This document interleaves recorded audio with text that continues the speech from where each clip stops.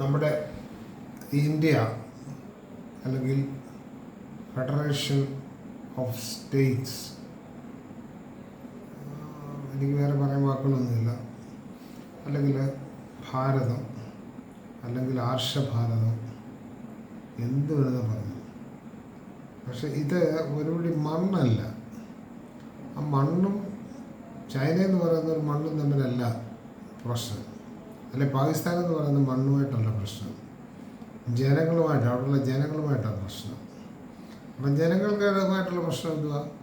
അവരുടെ പ്രശ്നവും നമ്മുടെ പ്രശ്നവും കൂടെ കൂട്ടി അടിച്ച് പരിഹാരം കാണുക, അല്ലെങ്കിൽ സഹകരിച്ച് യുണീക്കായിട്ട് യൂണിയനായിട്ട് പരിഹാരം കാണുക, അല്ലെങ്കിൽ സമനില തെറ്റി പരിഹാരം കാണുക, അല്ലെങ്കിൽ സമചിത്തതയോടുകൂടി പരിഹാരം കാണുക. ഇതൊക്കെയാണ്.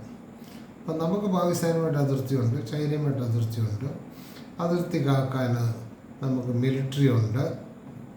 ഇതെല്ലാം ഇരിക്കുക ചെയ്ത് അവിടെ അതിർത്തിയിലവിടെ ഭീകരവാദികളെന്ന് പറയുന്നവർ വന്ന് ഓരോരുത്തരുടെയും പേര് ചോദിച്ചു, ജാതി ചോദിച്ചു, കുറച്ച് ആളുകളെ കൊന്നു. ഞാൻ എൻ്റെ നമ്പറൊന്നും പറയുന്നില്ല, 25, 30, 300 എന്തും ആയിക്കോട്ടെ. പക്ഷേ ഒരു കാര്യം ഓർക്കണം, നമ്മുടെ മിലിറ്ററി കാവലുള്ളപ്പോഴാണ് ഈ സംഭവം. അതൊരു ഭയങ്കര പിഴവ് തന്നെയാണ്. അപ്പോൾ അതിനെക്കുറിച്ച് ഒരു കൂട്ടം ആൾക്കാർ പറയുന്നുണ്ട്, പാകിസ്ഥാനിലെ പല ഭീകര സംഘടനകളുണ്ടല്ലോ, പാകിസ്ഥാനിൽ തന്നെയല്ല പലയിടത്തും. അതിലേതോ ഒരു ഭീകര സംഘടന അവർ വന്ന് ചേരുന്നു പറയുന്നുണ്ട്. വേറൊരു കൂട്ടർ പറയുന്നുണ്ട്, RSSൻ്റെ തന്നെ ആൾക്കാരാണ് ഇങ്ങനെ ചോദിച്ച് ഇതൊരു വർഗീയ വികാരം കത്തിക്കാനും അതിനകത്തുനിന്ന് രാഷ്ട്രീയ മുതലെടുപ്പ് നടത്താനും ഒക്കെ ആയിട്ട് അവർ തന്നെയാണ് ഇത് ചെയ്തത്. എന്തായാലും അതിനകത്ത് അറസ്റ്റ് ചെയ്യപ്പെട്ടവർ, കണ്ടെത്തിയവർ, ഇത് നടത്തിയെന്ന് പറയുന്നവർ അതിനകത്തെ 85% ഹിന്ദുക്കളുടെ പേരാണ്, RSSകാരുടെ പേരാണ്. ഇത് ഈ പ്രതിപക്ഷമൊന്നും ചെയ്തതല്ലല്ലോ. BJP ഭരിക്കുന്ന നാട്ടിൽ BJPയുടെ പോലീസുകാരോ അല്ല BJPയുടെ മിലിറ്ററിക്കാരോ കണ്ടെത്തിയതാണ് ഇവരെ. അതിനെക്കുറിച്ചൊന്നും ഞാൻ പറയാൻ ആഗ്രഹിക്കുന്നില്ല. ഞാൻ മെയിനായിട്ട് പറയുന്നത്, മോദി കാണിച്ചു, അല്ലെ മോദി 96 നെഞ്ചളവ്, ഞാൻ ചുമ്മാ 96 പറഞ്ഞതാണ്, അത്ര ഇഞ്ച് നെഞ്ചളവ് ഇങ്ങനെ പറഞ്ഞ് നടക്കുന്ന കുറേ ആൾക്കാരുണ്ട്. അസത്തിൽ എന്തൊരു തെറ്റാണെന്നറിയോ? ആ മനുഷ്യൻ ഇന്ത്യയുടെ പ്രധാനമന്ത്രിയായിട്ട് തിരഞ്ഞെടുക്കപ്പെട്ടാൽ പ്രധാനമന്ത്രി തന്നെയാണ്.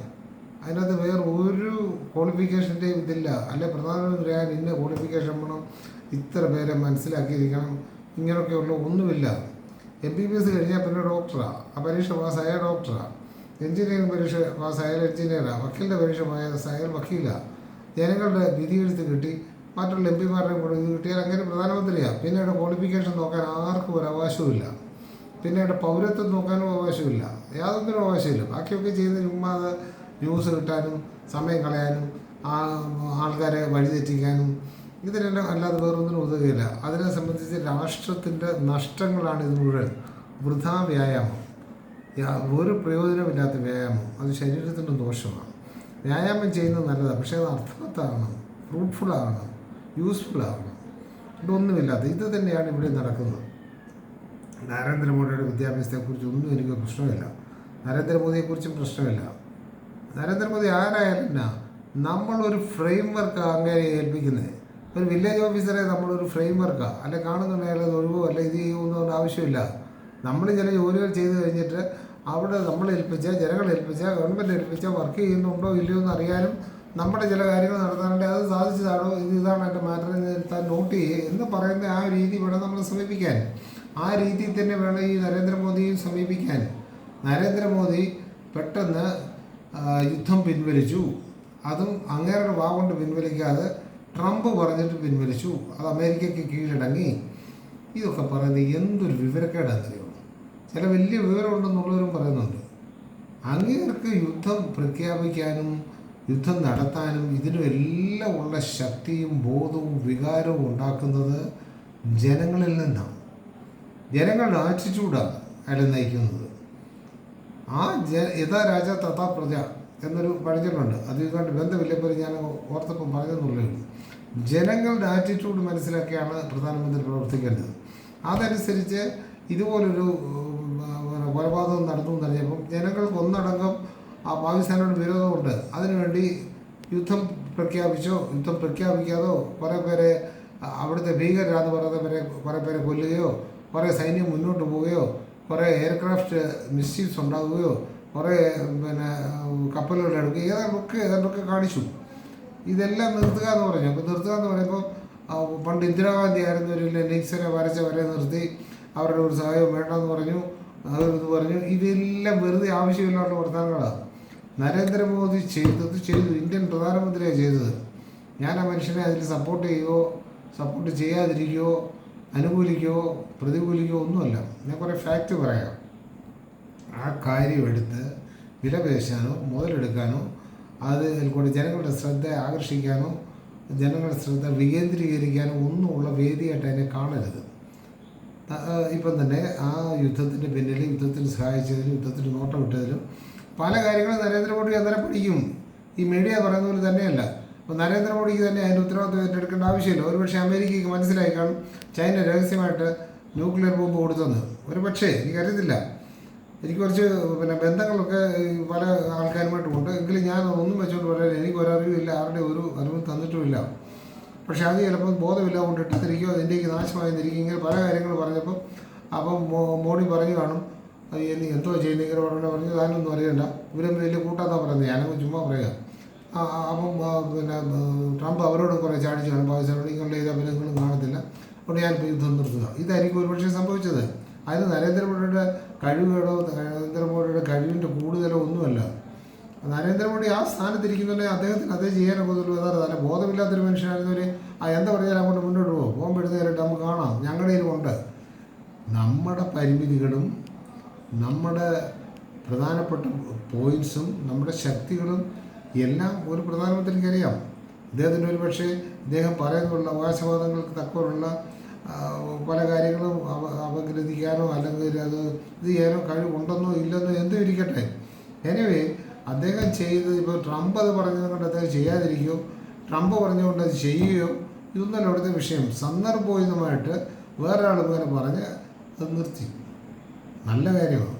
എന്തൊരു ഇത് കിട്ടി. അനേകർക്ക് യുദ്ധം പ്രയോജനമുണ്ട്. അനേക കച്ചവടക്കാർ, അനേക സ്വാർത്ഥ താല്പര്യക്കാർ, മണി ലെൻഡേഴ്സ്, പലർക്കും പല രീതിയിലുള്ള ഉപയോഗമുണ്ട്. അതുപോലെ തന്നെ നേരെ പോകുന്ന ജീവിക്കുന്നവർക്കെല്ലാം അതിൻ്റേതായ തകർച്ചയുമുണ്ട്. പല ദാരിദ്ര്യങ്ങളിലൂടെ വരും. അപ്പോൾ അതിനനുസരിച്ച് വിലക്കയറ്റം ഉണ്ടാകും. അതിനകത്ത് മുതലെടുക്കുന്നവരുണ്ട്. എല്ലായിടത്തും സ്ഥാപിത താല്പര്യക്കാരുണ്ട്.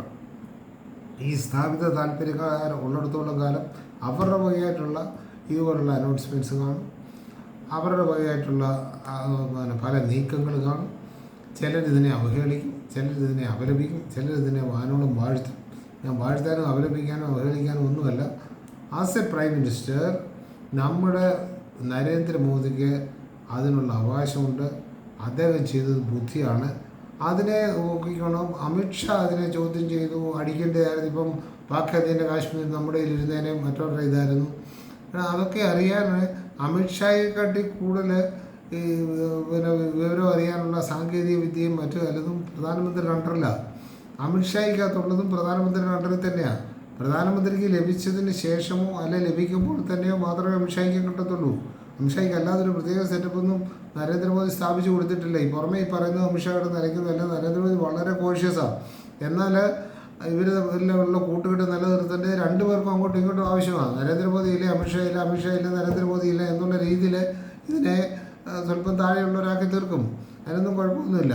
പക്ഷേ പ്രധാനമന്ത്രിയെ ഞാൻ ഈ കാര്യത്തിൽ യുദ്ധം നിർത്തിയതിനകത്തോ യുദ്ധം തുടങ്ങിയതിനകത്തോ ഇത് നമ്മുടെ തന്നെ സ്വയം സേവകർ ചെയ്തതാണെന്നുള്ളതിനെക്കുറിച്ചോ അല്ലെ അവർ വന്ന് അടിച്ചതാണെന്നുള്ളതിനെക്കുറിച്ചോ ഒന്നും ഞാനൊരു വിഷയവും പറയാനില്ല. As an Indian citizen I support him and I appreciate him. I never disagree with Narendra Modi. എനിക്ക് നരേന്ദ്രമോദി ഇഷ്ടമാണ്. പക്ഷെ വരില്ല പല കാര്യങ്ങളിലും നമ്മൾ എടുക്കുന്നത് എല്ലാത്തിനും വിമർശിച്ചുകൊണ്ട് പോയാലൊക്കത്തുള്ള ഒരു വീട്ടിൽ കുടുംബനാഥൻ എടുക്കുന്ന ഡിസിഷൻസ് ബാക്കി പിള്ളേരോ എല്ലാവരോ അതിലൊക്കത്തുള്ളവരോ വിമർശിക്കേണ്ട കാര്യമൊന്നുമില്ല. അതിനടുത്തെടുത്തു.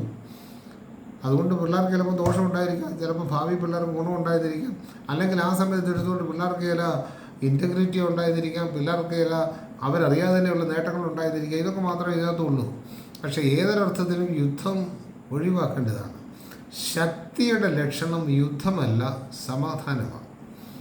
യുദ്ധം ഉണ്ടാക്കാൻ ഏത് പുടനെ കൊണ്ടുപോകും, ഏതൊരുത്തിനെ കൊണ്ടും.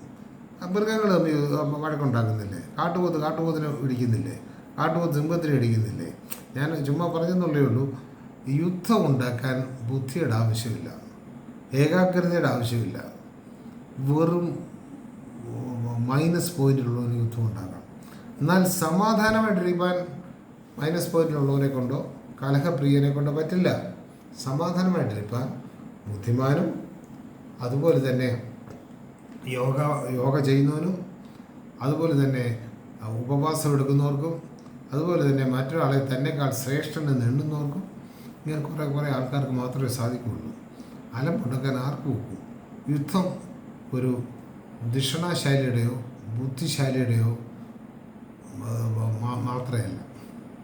യുദ്ധം ഏതവനും ചെയ്യാം, വഴക്ക് ഏതവനും ഉണ്ടാക്കാം. എന്നാൽ സമാധാനം ഉണ്ടാക്കുന്നവർ ഭാഗ്യവാന്മാർ. സമാധാനം വിതയ്ക്കുന്നത് സമാധാനപ്രേമികൾക്കും സമാധാനത്തിൽ ജീവിക്കുന്നവർക്കും മാത്രമേ ഒക്കത്തുള്ളൂ.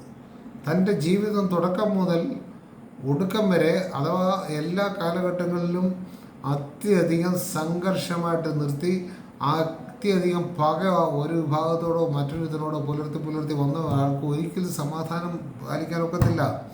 ഞാൻ ഏതിനകത്തൂടെ കയറി വന്നോ ആ അവസ്ഥ ഉണ്ടാക്കാനാണ് ഞാൻ എപ്പോഴും നോക്കുന്നത്. എനിക്ക് മറ്റൊരവസ്ഥയെക്കുറിച്ച് അറിയത്തില്ല. ആ വേറൊരവസ്ഥയിൽ ഞാൻ പോകണമെങ്കിൽ ഞാൻ ചിലപ്പോൾ എൻ്റെ പതനമാണെന്ന് പോലും ഞാൻ തെറ്റിദ്ധരിച്ചു പോകും. അങ്ങനെയൊക്കെ വരുന്നുണ്ടേ നമ്മൾ ഈ യുദ്ധവും ഇതിനെല്ലാം ഈ രീതി വേണം കാണാൻ. ഞാനൊരു ചെറിയ കഥയോടെ പറഞ്ഞത് അവസാനിപ്പിക്കാം.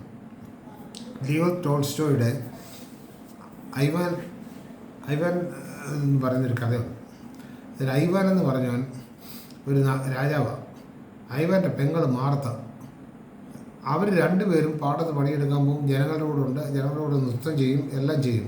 എന്നാൽ രാജാവുമാണ്. ജനങ്ങൾക്ക് ഇഷ്ടം. ആ രാജ്യം അങ്ങ് സമ്പൽ സമൃദ്ധിയിലേക്ക് പോയി. അവിടെ യാതൊരു ഡിസ്റ്റർബൻസും ഇല്ല, എല്ലാം ഓക്കെ. അങ്ങനെ തന്നെ അയലൊക്കത്തെ രാജാവിനെ സൂചിച്ചില്ല. അയാളൊരു ചെറിയ കുറിപ്പ് കൊടുത്തു വിട്ടു, ഞാൻ നീയുമായിട്ട് യുദ്ധത്തിന് വരികയാണ്, ഒരുങ്ങിക്കൊള്ളാൻ. ഉടനെ ഐവാൻ അതിന് മറുപടി കൊടുത്തു, ഞാനുമായിട്ട് എന്തോ യുദ്ധമാണ്, എനിക്കൊരു യുദ്ധമില്ല, അങ്ങേക്ക് പോന്നാട്ട് ഇവിടെ താമസിക്കാം, എൻ്റെ കൊട്ടാരമുണ്ട്, അല്ലെ അതിൽ വലുത് വേണം, നമ്മൾ പണി ചേരാം. അയാൾ വിചാരിച്ച് കളിയാക്കുന്നു. അയാൾ അതിർത്തിയിൽ വന്നിട്ട് ആൾക്കാരെ വിട്ടു. അപ്പോഴത്തേന് ഐവാനും കുറേ ജനങ്ങളും ഈ പെങ്ങളും എല്ലാം കൂടെ പൂമാലയും എല്ലാം ഡാർത്തട്ട് അയാളെ സ്വീകരിച്ചു. അപ്പോഴായിരിക്കും മനസ്സിലായി കളിയാക്കരുത്. അയാൾ വന്നു ഇവിടെ ഇരുന്നു. അയാൾ ചോദിച്ചു നോക്കി, അയാൾക്ക് എല്ലാം കൊടുത്തു. അന്നെന്തോ കൃഷി വിഭവങ്ങളും ഇതൊക്കെ അല്ലേ വേണ്ടത്. അപ്പോൾ അതെല്ലാം സാധനങ്ങൾ കൊടുത്തു കഴിഞ്ഞാൽ അയാൾ ഇവിടെ രാജാവായിട്ടിരിക്കുക. അപ്പോഴും ഐവാൻ അവിടെ കൃഷി ഇവിടെ വരും, സമ്പൽ സമൃദ്ധിയിൽ കുറേ വീതം അവർക്ക് കൊടുക്കും. കാര്യം ഇവർക്ക് ഉണ്ടല്ലേ കൃഷി ചെയ്യാൻ ആൾ കിട്ടത്തുള്ളൂ. അതിനോട് സംബന്ധിച്ചൊരു 6-7 മാസമായപ്പോൾ അയാൾ ബോറടിച്ചു. അയാൾ പറഞ്ഞു, ഐവാൻ ഞാൻ പോവാം, നീ ഇതിൻ്റെ പാടായി, എനിക്ക് ഇവിടെ നിന്ന് ബോറടിക്കുമ്പോൾ എന്ന് അയാളങ്ങ് പോയി. യുദ്ധത്തിന് വന്നൊരു രാജാവാണ്. ഞാൻ അതിൻ്റെ വേറൊരു മറുവശം പറഞ്ഞ്, നമ്മളെപ്പോഴും നമ്മുടെ ചിന്താഗതികൾ, നമ്മുടെ ലെവൽ നമ്മൾ പരിശോധിക്കണം. നമ്മൾക്ക് കുറുക്കു വഴികളല്ല വേണ്ടത്. നമുക്ക് സമാധാനം വേണ്ടവർക്ക് ഇത് നമുക്ക് ഒന്നിനെക്കുറിച്ച് ഒരു ഇതുമില്ല. ഞാൻ പണിയെടുക്കുന്നു നിനക്കൂടെ തരാൻ വേണ്ടിയാണ്. അറിഞ്ഞോ അറിയാതെയോ ഞാൻ വേറെ കൊടുത്തേ പറ്റൂ. ആർക്കും ഒക്കത്തില്ല. നമുക്ക് തന്നെ കഴിക്കാവുന്ന, നമ്മൾ തന്നെ ജീവിക്കാമെന്ന് വിചാരിക്കുന്ന പൊട്ടനാണ്. അവന് എന്ത് രീതിയിലാണെങ്കിലും അവൻ്റെ അധ്വാനം വേറൊരാൾക്ക് കൊടുത്തേ പറ്റൂ. അവൻ്റെ അധ്വാനം അവൻ വേറൊരാൾക്ക് കൊടുത്തേ പറ്റൂ. കൊടുക്കാതെ മസിൽ പിടിച്ചിരിക്കുന്നവനും അവസാനം അവൻ അറിയാതെ തന്നെ ആരെങ്കിലും എടുത്തുകൊണ്ട് പോകും. ഇത് ലോകനീതിയാണ്. അപ്പം അങ്ങനെ വരുന്നുണ്ട്. നമുക്ക് പാകിസ്ഥാനിൽ അവിടെ മുസ്ലിമാണോ, ബുദ്ധനാണോ, ജൈനനാണോ, ഹിന്ദുവാണോ, ക്രിസ്ത്യാനിയാണോ, ഇതൊന്നും നമുക്ക് നോക്കേണ്ട ആവശ്യമില്ല. അവിടെ മനുഷ്യരാണ് ഉള്ളത്. അവരെ മനുഷ്യരായി കാണണം. അപ്പോഴാണ് ഒരു വലിയ ക്വസ്റ്റ്യൻ വരുന്നത്. ആ ഒരു മതത്തിൻ്റെ ഇടയിൽ കുറേ തീവ്രവാദികളുണ്ട്, മറ്റ് മതക്കാരെ കൊല്ലാൻ ശ്രമിക്കുന്നവരുണ്ടെന്നൊക്കെ. അങ്ങനെ ആ ഒരിക്കലും സമാധാനം ഉള്ളിടത്ത് വരത്തില്ല. ഇപ്പം ക്രിസ്ത്യൻ മതത്തിനകത്തൊരു തീവ്രവാദി എന്ന് പറഞ്ഞാൽ ക്രിസ്ത്യാനികളുടെ അറിഞ്ഞോ അറിയാതെയോ ഉള്ള രഹസ്യമായ സപ്പോർട്ട് ഉണ്ടെങ്കിലേ അത് വരത്തുള്ളൂ. എല്ലാ ക്രിസ്ത്യാനികളും തീവ്രവാദി എതിർക്കുന്നു എന്നാണ്. എവിടെ തീവ്രവാദി വരും? ഇത് തന്നെ മുസ്ലിമിൻ്റെ, ഇത് തന്നെ ഹിന്ദുക്കളുടെ. ഇവർക്ക് എല്ലാവർക്കും കുറേശ്ശെ ഉണ്ടെന്ന് വെച്ചു. കുരിശ് യുദ്ധങ്ങൾ നടത്തി എത്ര പേരെ കൊന്നിട്ടുണ്ട്. അതുപോലെ തന്നെ മുസ്ലിങ്ങൾ എത്ര പേരെ കൊന്നിട്ടുണ്ട്, ഹിന്ദുക്കൾ എത്ര പേരെ കൊന്നിട്ടുണ്ട്. ഇവിടെ കൊച്ചു നാട്ടുരാജ്യങ്ങളായിട്ടിരുന്നിടത്തെല്ലാം തമ്മിലടി ഇതും വന്നപ്പോഴും മുസ്ലിങ്ങളെ പോയി വിളിച്ചുകൊണ്ട് വന്ന് മുഗളന്മാരെ കൊണ്ടുവന്നത്. അത് കഴിഞ്ഞ് ഇതെല്ലാം കഴിയുമ്പോൾ ബ്രിട്ടീഷുകാർ ഇവിടെ വന്ന് കച്ചവടത്തിനാണ് കൊണ്ടുവന്ന് ഇവരുടെ ഈ പല ചേരായ്മയും ചേരാത്ത ഇതും കൊണ്ടും അനൈക്യം കൊണ്ടുമാണ് അവർ ഭരിച്ചത്. അത് കഴിഞ്ഞ് അവരെ കെട്ടുപോയപ്പോഴും റെഡിയാണ്. ഗാന്ധിയെപ്പോലുള്ള നല്ല മാതൃകയുള്ള ആൾക്കാർ, നല്ല ഉത്തേജനമുള്ള ആൾക്കാർ, അതുപോലെ തന്നെ ദിനചര്യകൾ പാലിക്കുന്നവർ, ഉദാത്തമായ ചിന്തകളുള്ളവർ, അവരെല്ലാം കൂടെ യോജിപ്പിച്ച് ഒരു ഇന്ത്യയാക്കി അതിനെ ഇത് ചെയ്തു. അപ്പോൾ ഇതിനു മുമ്പ് ഇന്ത്യ ആയിട്ട് 1947 നമ്മൾ ഇന്ത്യ ആവുന്നത്. അതിനു മുമ്പ് നമ്മൾ ഭാരതമായിരുന്നെന്നും ഇതായിരുന്നു. പോട്ടെ, എന്തും ആയിക്കോട്ടെ, എന്തും വിളിച്ചു. ഇപ്പോൾ നാളെ ഇതെന്തുവാണെന്നുള്ളത് നമുക്കറിയത്തില്ല. പിന്നെ പണ്ടെന്തുമായിരുന്നുള്ളൂ, ഇതൊന്നും നമുക്ക് വിഷയമില്ല. ഇന്ന് നമ്മുടെ മുമ്പിൽ കിട്ടിയപ്പോൾ നമ്മൾ മനുഷ്യരാണ്. ആ ഭൂവിഭാഗത്തിൽ വരച്ച വരയുടെ അവിടെ കുറേ ആൾക്കാർ താമസിക്കുന്നുണ്ട്. അവർ നമ്മുടെ ശത്രുക്കളില്ല. അവരിൽ നിന്ന് നമ്മൾ പല കാര്യങ്ങളും കൈക്കൊള്ളുന്നുണ്ട്, നമ്മൾ പല കാര്യങ്ങളും കൊടുക്കുന്നുണ്ട്. അങ്ങനെ ഒരു വാണിജ്യ ക്രയവിക്രയ സംഗമവും സംഘടനയും ഒക്കെ ഇവിടെ ആയിട്ടുണ്ട്. അതനുസരിച്ച് മുന്നോട്ട് പോയി ബുദ്ധിപരമായിട്ട് പോയാൽ പോരെ.